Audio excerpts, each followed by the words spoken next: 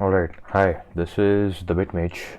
Welcome back to SaaS X3.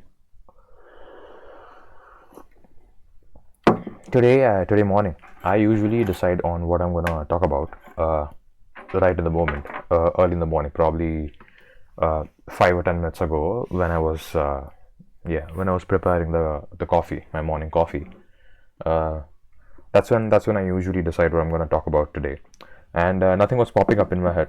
So I was like, oh, what's the criteria that I select something to talk about? There were a bunch of things that popped up. I mean, it should of course be worth being said.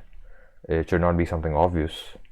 So that led me to the idea of novelty. I was like, let's expand upon that. So the nature of novelty in itself. It's of course it's a very subjective term.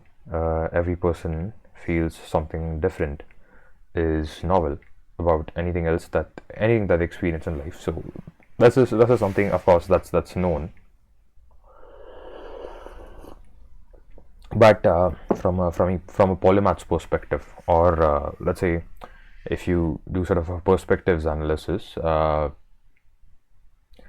every new thing that is every potential new thing for someone else that is, say, old to you, uh, could be a new thing for you as well if you sort of switched perspectives and played the game of of forgetting your previous expertise in that domain.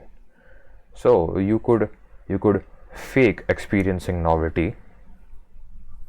Yeah, you could fake experiencing novelty uh, just by acting that either you don't know something about a domain that you know about, or B, acting that you don't know the domain altogether and think about it from a fresh perspective, in the sense that you do not rely upon any leaps of faith. So this idea of not taking any leaps of faith or just relying on your past knowledge is quite powerful when tackling problems or trying to find creative solutions. Uh, to be able to put yourself in the shoes of a beginner. So this is not more about the nature of a thing being novel or a situation being novel, but then how to induce novelty in your own perspectives. This is what this SaaS is about, and I just cooked it up in the moment. So let's expand upon that. So how do you exactly induce novelty in your own perspectives? What we'll first have to break down what makes you think that something is not novel. Uh, it can either be, the most obvious one is you've already experienced it in the past. So if you've already been driving a car for years, driving the same car again is probably not going to be novel unless you think about specific details and you alter variables and explicitly become aware about them, choose to be aware about them. So for example, if I'm driving the same car for years, it's not gonna be something novel to me. I could just put on a podcast and move on, get on about my day. But I recently dislocated my shoulder, and say turning the steering wheel with my right hand and getting it to the indicator and stuff was challenging for a while. So I had to sort of tweak my ways of driving, and that was a slightly different experience, hence a novel experience. Uh, Anecdotally speaking, the human body works in a way that even if you're doing something old in a slightly different manner, even if there are minor tweaks to it, it seems immediately novel. This could also apply to, say, doing a particular exercise. Let's say you usually do a low bar squat, but then try making a minor change. I'm not even saying do front squats or zerker squats. Try just doing a high bar squat sometime, and it's, even though the bar has shifted a couple of inches up your trapezius, uh, but it feels like a very, very different movement. The way you have to engage yourself, it feels like a very different movements. And that is the point. If you change the minor parameters that matter, for example, okay, so if you do a low bar squat barefoot, or let's say with socks, there is a minor change, but then you will probably not feel a whole bunch of difference. So it's not all small changes make it different.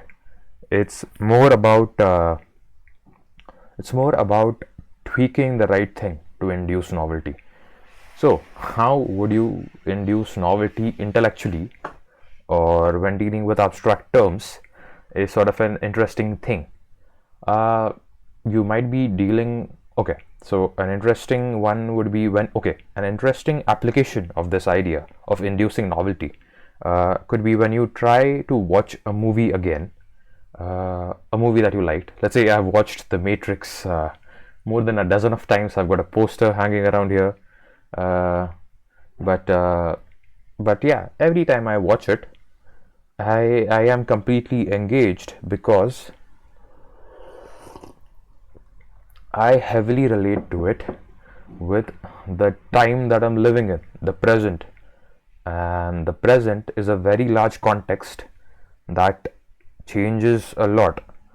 So if you just watched the movie in a sort of a stateless configuration, as in the movie in itself, the movie is the same, but then the same person watching it at different points in their life will see the movie as different.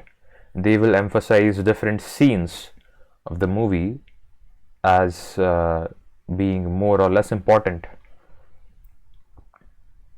Yeah, and that's partially because the movie is so dense of a sequence of frames and scenes and acts that you have the opportunity, or you have to prioritize. You cannot just completely consume all of the movie in a monotonous manner, in a monotonous drain of attention. So that's not quite possible. That's why you have to choose. That is and okay, the act of choosing in itself as well is pretty draining. So if you sat there and try to analyze the whole movie as to what should I pay attention to, you'll sort of kill the joy out of it. But then if you let yourself flow and enjoy the movie in the moment based on however your senses perceive it, so you might like an action scene sometime, but probably a philosophical quote some other time, based on what mindset you're in. If you let your mind choose that on autopilot and let it do that without explicitly controlling it or explicitly calling upon past memories, that is how you experience novelty again and again, doing the same thing like watching a movie. So this act of guardrailing your present from your past memories or other expertise is sort of a very interesting skill, I would say. It can help you make conversations interesting. It can also help you surprise people. So it's I would not even say it's acting. It's actively choosing to controlling what parts of your memory you give yourself access to. So for example, the world is full of paradoxes, and if you really not want to experience cognitive dissonance, you have to learn to live with them. It's quite a difficult task, and it's only been a couple of years, mostly 2 or 3 years, that I've actually gotten good at dealing with paradoxes. So given a paradox, what makes it a paradox is that if you backtrack, if you reverse engineer the hypotheses or the phenomenon, it leads back to contradicting axioms, or it leads back to to the negation of the axiom that spawned the other hypotheses. So that's mostly what makes a paradox. So to be able to handle multiple axioms then will sort of help you understand paradoxes well without experiencing cognitive dissonance.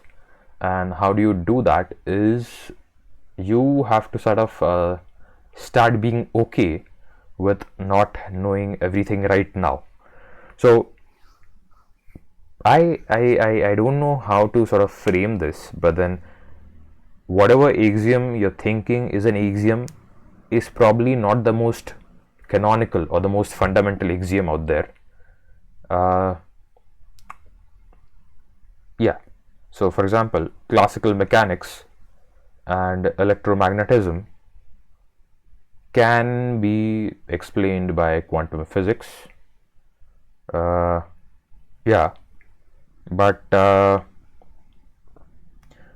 classical mechanics and just electromagnetism in itself are not fundamental.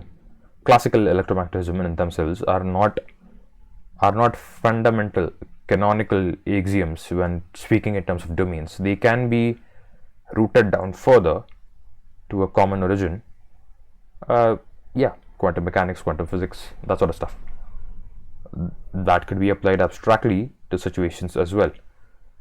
So to be in that state of limbo, to be able to handle that state of limbo, where your root axiom is sort of swinging around and is not connected to anything firm, is not rooted in something firm yet, you're still experimenting, is sort of a skill, and a mind that can handle that, and a mind that could sort of entertain that, to say it in a more amicable manner, is sort of a fun mind. It's a mind that could entertain itself, to be able to handle multiple axioms. So that's what mostly novelty. So okay, so then novelty is okay. So moving from this 1 to 2 is the most difficult thing there is. To have a single firm rooted axiom is easy. It's a feedback loop of like just repeating the same thing over and over again, and asserting that this is what's true. That's easy for a mind. But to be able to make that switch from one axiom to two axioms is sort of the most difficult thing. Going from 2 to 100 is much easier than going from 1 to 2, because it's a whole new class of actions that the mind has to learn, in the sense that you have to learn to context switch between different sets of axioms, in the sense that you have to actively choose as to what you believe in the moment, and to believe different things in the moment again and again. Some people might even say it's a disease rather than a feature. I mean, people might say it's a bug rather than a feature. But given that our perception of knowledge as a single human, now I'm not talking collectively as humanity, but say as a single human, is not going to be perfect at any point in time. You have to entertain the idea of there being multiple paths to the fundamental axiom. I don't know what the fundamental axiom is, but then I'm guessing there probably is one. Or let's say there might be a set of fundamental primal canonical axioms that we still don't know. Yeah, so to be able to switch between these axioms on demand, on will, can help you experience novelty.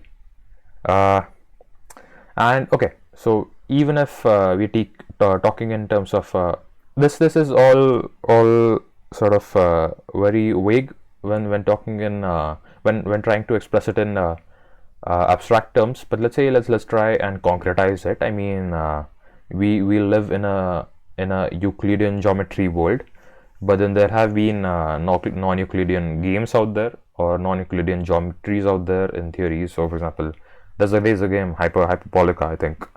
that's a hyperbolic space.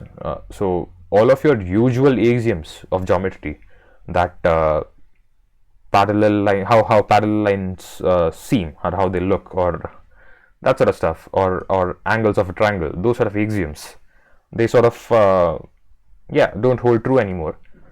That's what makes, and these, by the way,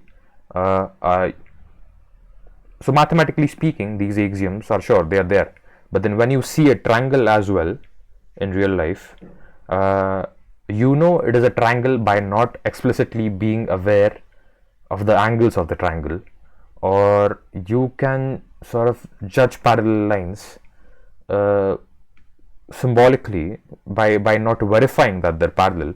So if I look at this monitor and I see the top and the bottom edge, I have a very good idea that they're parallel if there's no manufacturing defects and stuff. I do not need to actually go ahead and measure them. So this semiotic assertion of that axiom fails in the moment, and you don't need to rely on math to verify it in the moment when you're talking as a human. But when that fails and you have to redefine what is true in terms of your axioms, that's when novelty occurs. So to induce novelty,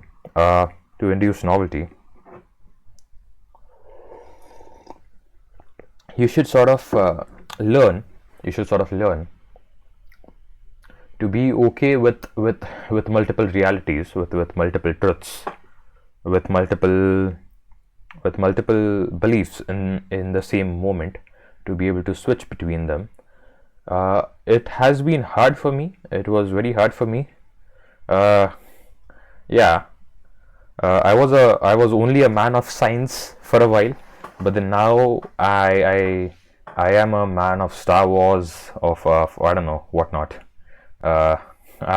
I'm your usual gym bro as well. I could be a man of science in any moment. I am a philosopher, a thinker, whatever in the moment, whatever asks for it. I don't know. I like howling like a gym bro too. Why not? So the point is, to be entertain these multiple realities is sort of the key to experiencing novelty. And yeah.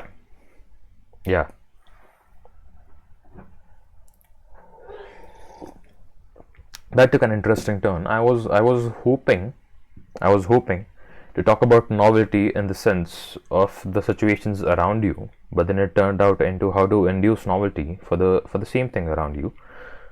So maybe this is a nice segue, or nice initiation into creating exercises for just cognitively challenging yourself daily. I mean, I'm just cooking this up right in the moment. You probably have your day to day. I have my own day to day. Try changing something in it. Try changing something meaningfully. Probably I don't know, wear different shoes, or I don't know, wear a different watch, or take a different bottle, or probably I don't know, instead of don't cut caffeine, don't play with caffeine. Probably change your nootropic stack for a while. Rather than taking creatine in the morning, take it at night, or probably sit at the other side of your usual place at the dinner table or something. Change something and see what exactly makes things novel. It mostly arises from within you rather than outside. So what this highlights is you have a lot of control over your experiences, even though situation outside might be same or different.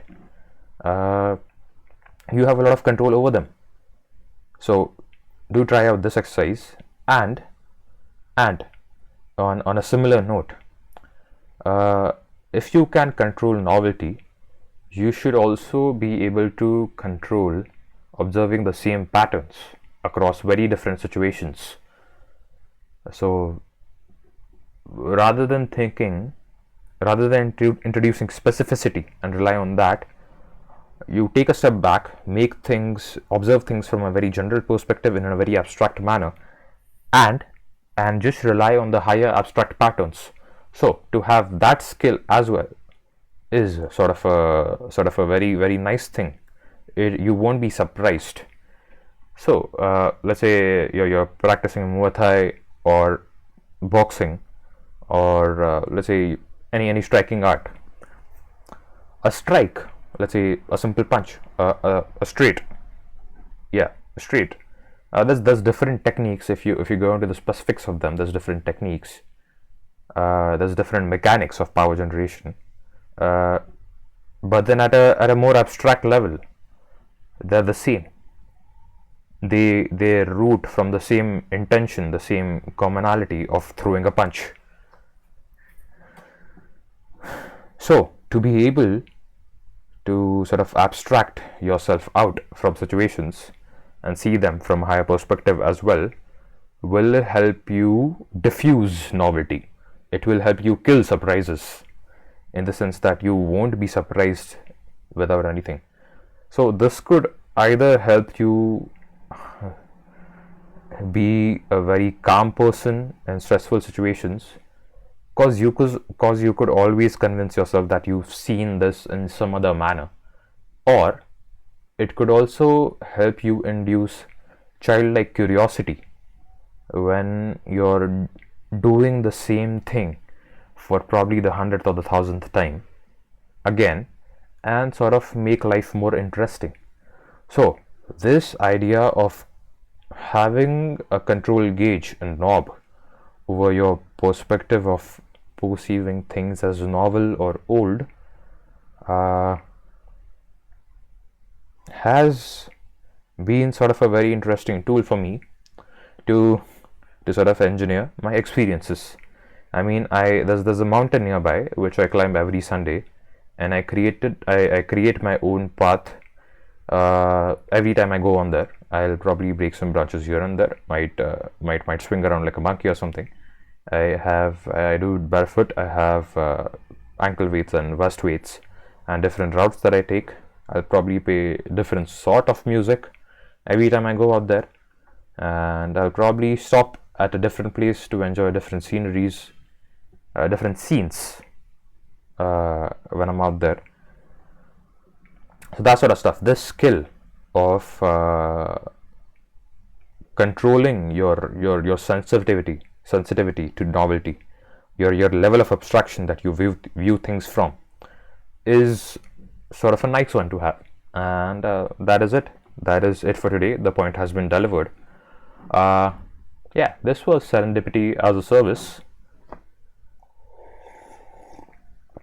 Thanks for tuning in. This was the Bitmage. If you like these sort of videos, do subscribe, do comment, do share.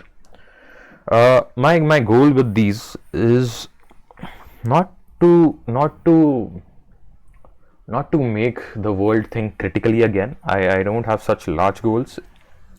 They're mostly along the lines of making the smaller things in life sort of interesting, and just helping you understand your own mind better. I'm not a psychologist or psychiatrist. I don't even know how those two differ. So that's how you know I'm not a credible guy. I don't even know what exactly are the differences between those two. I'm more of an observer, more of an experimenter, who just lives in the moment, in the sense that lives in the moment when it comes to these things. I of course have my own domains of mastery and competence, but then when it comes to these, I am just fooling around. So this is a guy just fooling around, and if you like that, I believe it has potential to sort of make your life interesting, in general. Do share, do subscribe, do like the video. I would appreciate the engagement, of course. This was the Bitmage. If you are into technical stuff, if you're into Emacs, if you're into computer science, check out the Bitmage. That's our partner channel. The guy out there does stuff with keyboard, and he types stuff. So there's that. See you in the next one. And yeah, I think that would be SaaS X4. Cool. Have a good one.